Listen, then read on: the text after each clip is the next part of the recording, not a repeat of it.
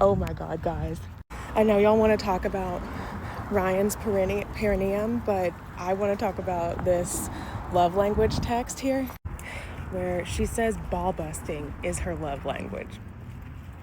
Just a quick reminder of what a love language is. You can see it here is a way that people express and receive love in relationships. That's gift giving and receiving, physical touch, acts of service, quality time, words of affirmation, and there's a new one that's called feeling known. So now that you have context, this is the text message. I can send you my passive at the roof scene or just read it with you when we get together next week. Let me know what you prefer. Smiley face, like not emoji, like smiley face 1997 AOL. If you knew me in person, so at this point they've never even met in person, okay? Context matters. You'd have a sense of how flirty and yummy the ball busting would play. Excuse me, I feel uncomfortable receiving this text. I know I would feel uncomfortable if an actress was sending my husband this text. And then she continues to say, it's my love language.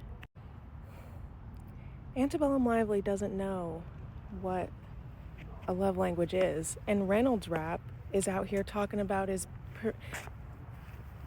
She then goes on to say, spicy and playful, bold, never with teeth. Excuse me?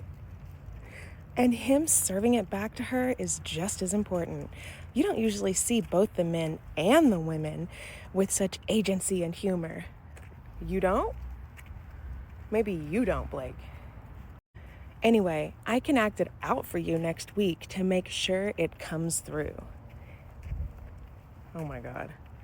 Or I can send it now. Let me know what you prefer. XX. That was April 8th. 2023. Justin's reply. Sorry, was just crying my eyes out as my kids and family just left for another 5 weeks and it was a shit show. But it gets better. Before that, she says, already reading, smiley face, my kids are gonna kill me. They've had enough of me, though, for Christ's sake. Sounds like her kids were traumatized before this happened. Allegedly. The meet cute scene is, to me, the most important scene in the movie. So this is how you know she didn't read the book and that she doesn't know what sexual harassment actually is or what domestic violence is at that point.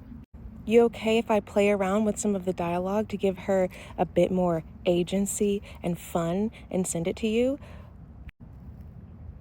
She loves that word, agency. This is what she sent to him before. This was sent the day before she rewrote the scene, which we now know Reynolds rap wrote.